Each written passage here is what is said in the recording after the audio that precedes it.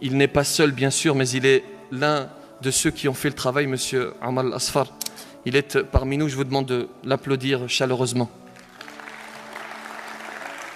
Les idéologies mortifères ne se trouvent pas à la mosquée. On se trompe lorsque l'on dit ceci. Alors, peut-être, mais c'est marginal. Les idéologies mortifères, elles sont dans le nuage. Elles sont dans le cloud. Elles sont sur la toile. C'est là-bas qu'elles sont. Elles ne sont pas à la mosquée.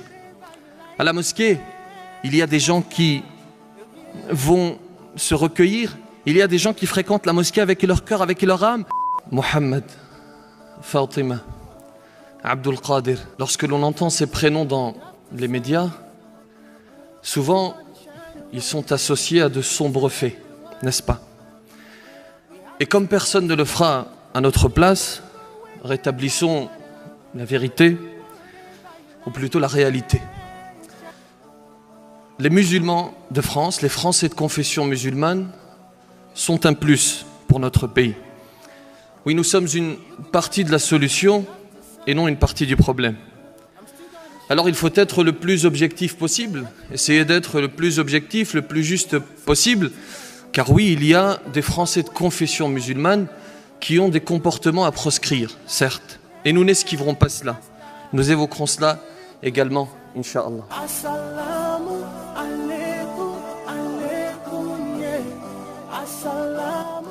Dieu dit dans le Coran, وَأَنفِقُوا فِي سَبِيلِ اللَّهِ وَلَا تُلْقُوا بِأَيْدِيكُمْ إِلَى التَّهْلُكَةِ وَلَا تُلْقُوا بِأَيْدِيكُمْ إِلَى التَّهْلُكَةِ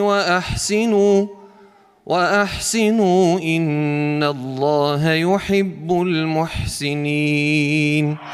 Le musulman se doit d'être bienfaisant, au moins pour 3 raisons. D'abord, parce que la bonne moralité commande naturellement d'être bienfaisant. Ensuite, parce qu'il s'agit d'un ordre divin, wa ahsinu, et soyez bienfaisant. Et enfin, pour atteindre l'amour, pour obtenir l'amour du Créateur. Inna Allaha yuhibbul muhsinin. Allah aime certes les bienfaisants.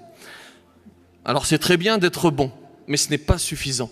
C'est nécessaire, mais ce n'est pas suffisant parce qu'il faut aller au-delà. Il faut être utile.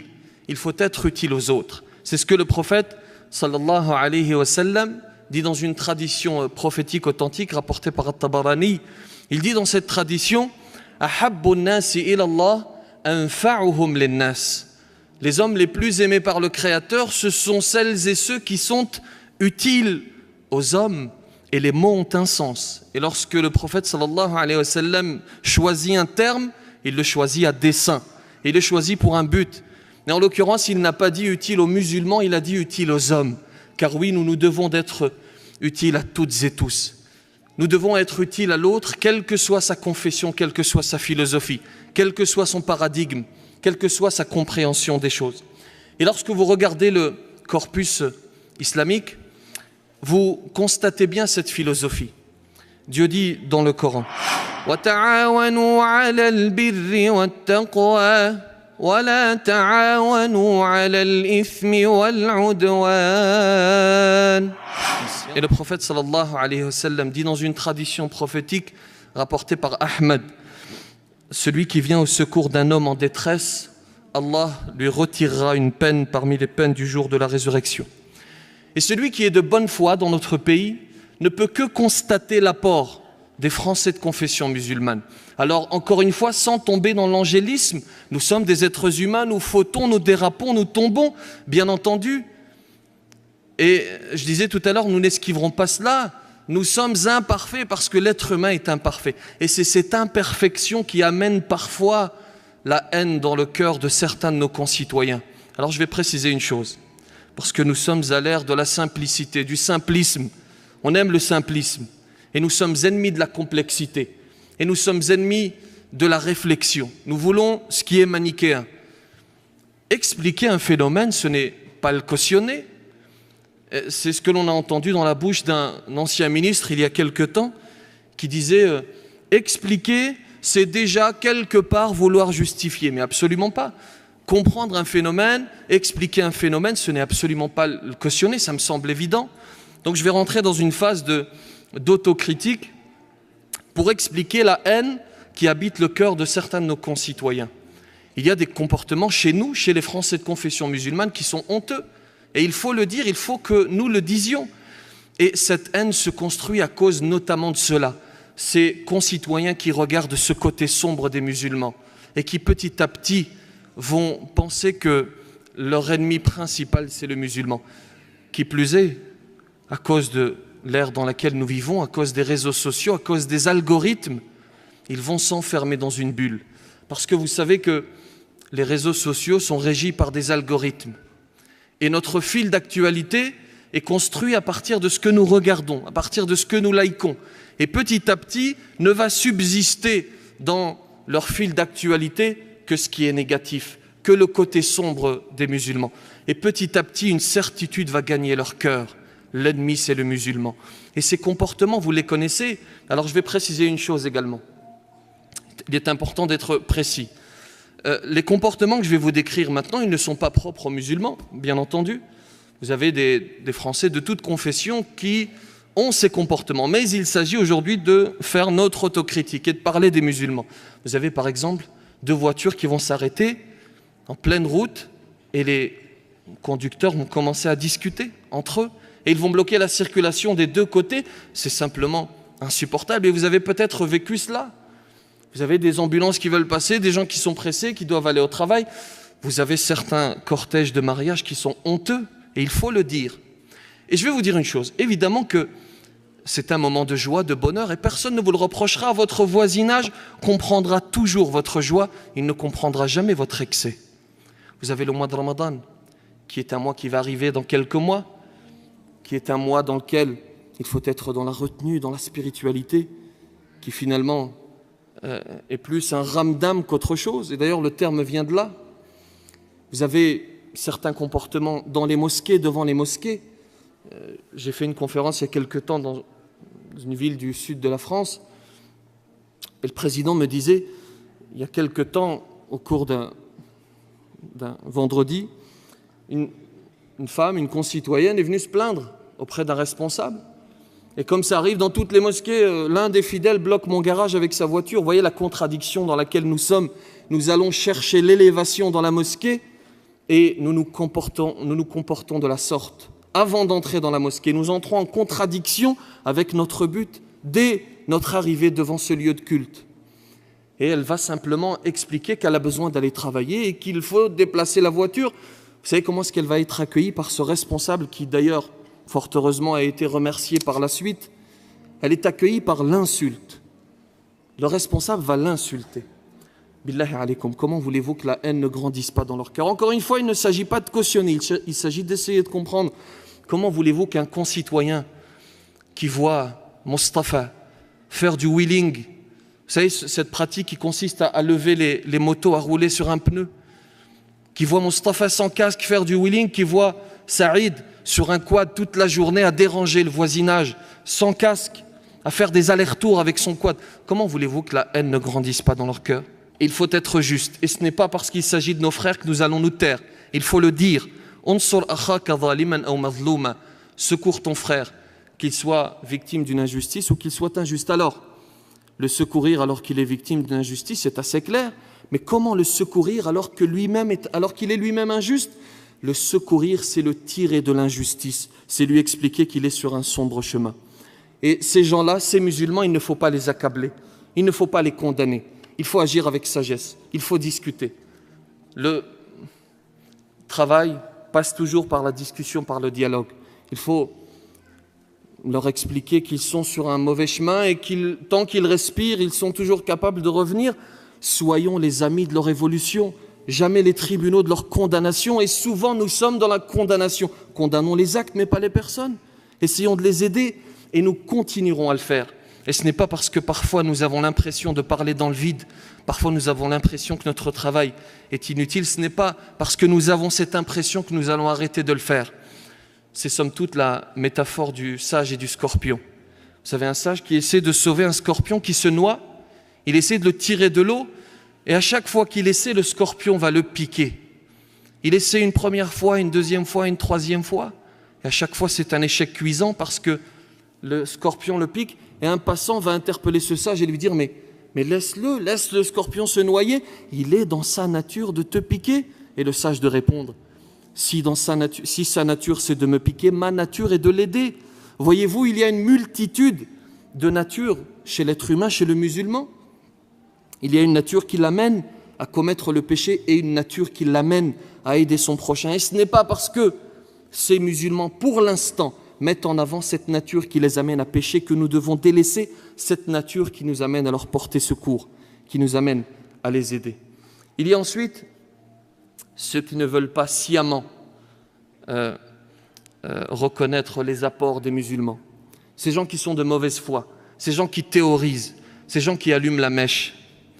Comme cet homme qu'il est inutile de citer, on ne va pas lui faire de la pub, cet homme qui explique, et j'ai dit cela dans un prêche il y a peu, cet homme qui tranquillement explique qu'il n'y a pas de différence entre l'islam et l'islamisme, qui explique que vous ouvrez le Coran et à n'importe quelle page, il y a un appel à tuer le mécréant, des inepties de ce genre. Vous savez ce qu'il est cet homme en réalité? D'abord, il est de mauvaise foi, et en plus, il est littéraliste. Vous entendez? Oui, il est littéraliste, il est fondamentaliste, parce qu'il s'arrête à la lettre, parce qu'il prend le Coran et il s'arrête à la lettre. Il est ce qu'il reproche en réalité. Il prend le Coran et il dit voilà ce que dit le Coran. Et il est de mauvaise foi parce qu'il est assez intelligent pour savoir qu'il y a des degrés d'interprétation, que l'on n'interprète pas le Coran en 2019 comme on l'interprète il y a 14 siècles, enfin. Il est assez intelligent, mais il ne le reconnaîtra jamais. Vous savez pourquoi? Parce que ça casse son schéma, parce que ça casse son business, parce que son business repose sur cela. Expliquer que voilà ce qu'est le Coran.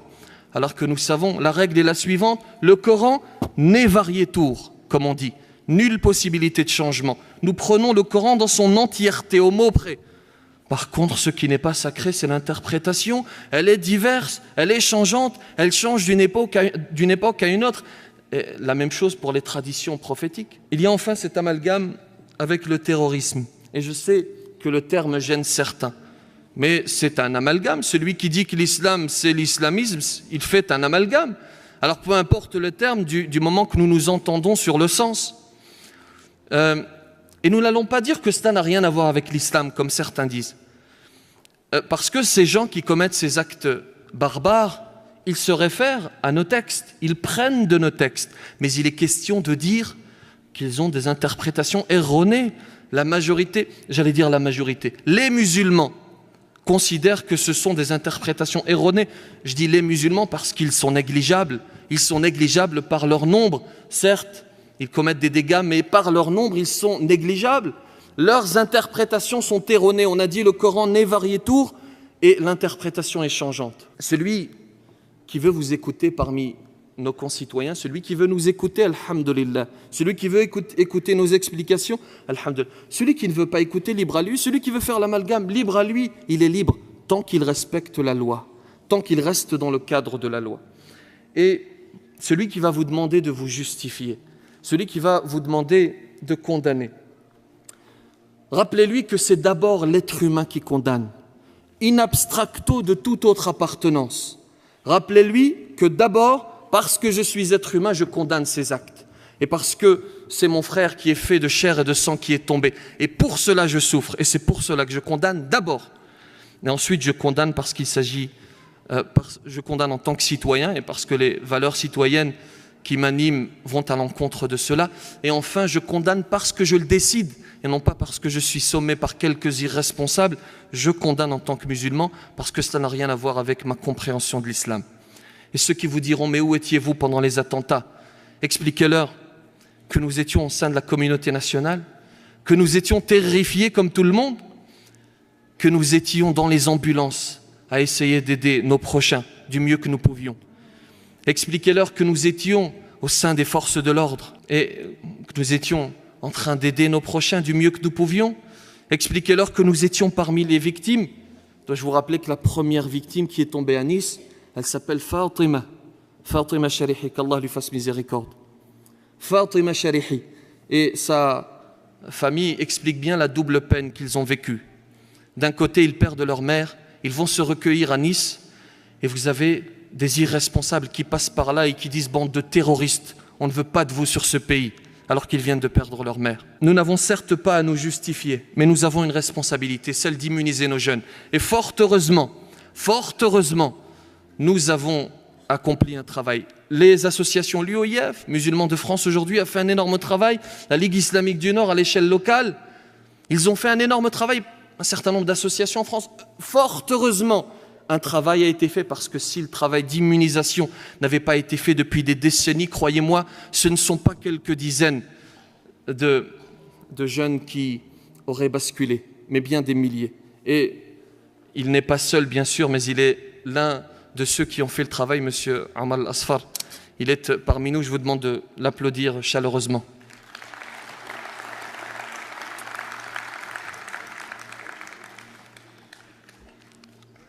Les idéologies mortifères ne se trouvent pas à la mosquée. On se trompe lorsque l'on dit ceci. Alors, peut-être, mais c'est marginal. Les idéologies mortifères, elles sont dans le nuage, elles sont dans le cloud, elles sont sur la toile. C'est là-bas qu'elles sont. Elles ne sont pas à la mosquée. À la mosquée, il y a des gens qui vont se recueillir. Il y a des gens qui fréquentent la mosquée avec leur cœur, avec leur âme. Ils sont décrits dans une tradition prophétique dans laquelle le prophète sallallahu alayhi wa sallam dit « Inna lil masajidi awtadan, al malaikatu julasa'uhum, in ghabu yaftaqidunahum, wa in maridu aaduhum, wa in kanu fi hajatin a'anuhum » Il y a dans la mosquée des piquets, des gens qui sont assidus. Les anges les accompagnent. Ils s'assoient avec eux. Lorsqu'ils sont absents, ils remarquent leur absence. Lorsqu'ils sont malades, ils vont à leur chevet. Et lorsqu'ils ont besoin d'aide, ils les accompagnent. Voilà ceux qui sortent des mosquées. Ils sont certes un plus pour notre pays. Oui, nous sommes un plus. Laissez-moi vous présenter Hammadi. Alors, je n'ai pas les images, mais vous allez les imaginer. Laissez-moi vous présenter Hammadi, un ami français de confession musulmane, qui dirige la rénovation d'un des plus grands aéroports de France. Laissez-moi vous présenter Wahiba, majeure de promotion à l'école supérieure de communication. Voici Wahiba, il y a 2 ans, lors de son discours de fin d'études dans son école de communication. La jeune femme est majeure de promo et elle a déjà encaissé les coups. À tel point que le recruteur d'une célèbre agence m'a dit qu'il fallait mieux que je me réoriente et que je songe à une reconversion professionnelle parce que, je cite, un transsexuel avait plus de chances de réussite que moi. Je vous avoue que j'ai eu mal, j'ai eu très mal. J'ai même songé à tout abandonner, à suivre le conseil de ce monsieur, mais je ne l'ai pas fait finalement. Laissez-moi vous présenter Aziz, éboueur, qui tous les jours est au service de son prochain, qui tous les jours est au service de son pays. Nous les croisons sans cesse, mais sans jamais vraiment les voir. Pourtant, sans eux, nos rues ne seraient qu'un immense chaos. Jour après jour, nuit après nuit, inlassablement, ils œuvrent à effacer les souillures que nous laissons. Laissez-moi vous présenter Salima, médecin généraliste qui tous les jours est au service de ses patients. Laissez-moi vous présenter Stéphane, français de confession musulmane, policier, qui tous les jours honore sa patrie.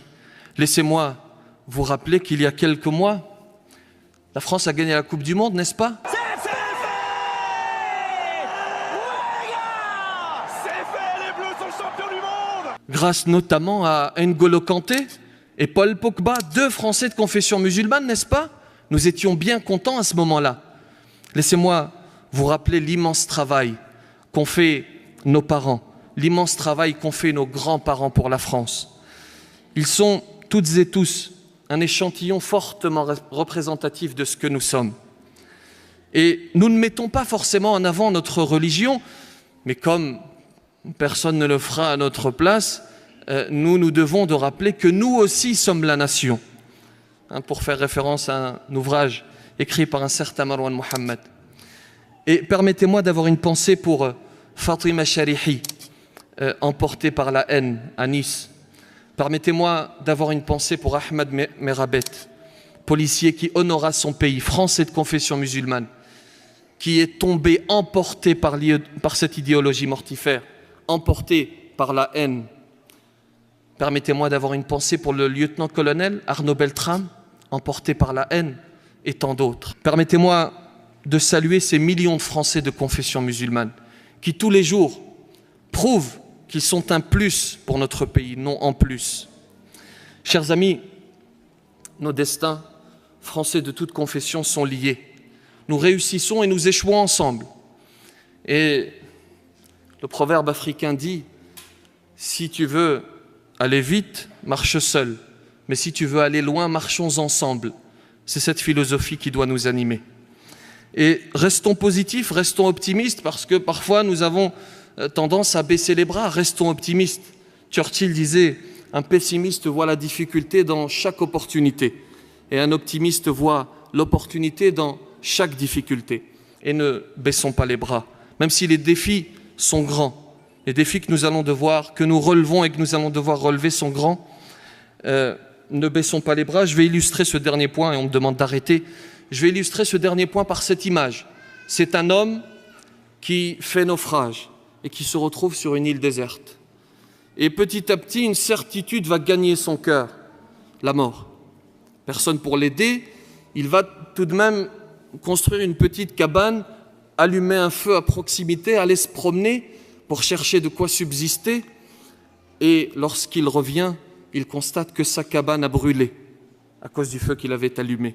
Et là, il perd espoir, il tombe sur les genoux et il s'évanouit. Et quelque temps après, il est réveillé par un homme. Il se réveille, il voit cet homme et derrière l'homme, il voit un navire. Il pose la question, mais comment m'avez-vous trouvé? Je suis dans un lieu perdu. Et ce matelot de dire, mais nous t'avons trouvé par la fumée qu'a dégagé le feu que tu as allumé. Voyez-vous, il pensait qu'il s'agissait d'un échec, mais en réalité, il s'agissait d'une réussite. Qu'Allah subhanahu wa ta'ala nous accorde la sagesse, qu'il nous accorde sa miséricorde. Merci pour votre attention. Wallahu ta'ala a'la wa a'lam wa ahkam. Assalamu alaikum wa rahmatullahi wa barakatuh. Barakallahu fik Abdel Menam pour cette intervention. Merci beaucoup. Assalamu alaikum, alaikum, yeah. Assalamu